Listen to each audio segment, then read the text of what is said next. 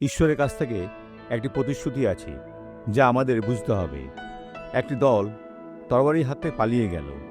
নবুকদনেছর সবাইকে বন্দী করতে সক্ষম হয়নি এবং যারা পালিয়ে গিয়েছিল তারা উপবনে গিয়ে পড়ল। সেখানে পরিস্থিতি কঠিন ছিল, কিন্তু দেখুন ঈশ্বর তাদের সম্পর্কে কী বলেছেন। যেরেমিয়া 31:2। প্রভু এই কথা বলেন, যারা তরবারি থেকে বেঁচে গিয়েছিল তারা প্রান্তরে করুণা পেয়েছিল। ইসরায়েল, যখন আমি তাকে বিশ্রাম দিতে গিয়েছিলাম, ঈশ্বর আপনাকে বিশ্রাম দেবেন।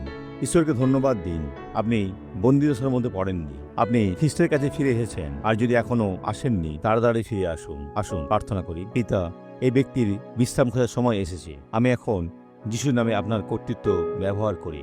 আমি তোমার জীবনের সমস্ত মন্দকে বাঁধি। ধ্বংসের আত্মা যা আপনার জীবনে এসেছিল, এখন ছেড়ে দাও, চলে যাও যিশুর নামে।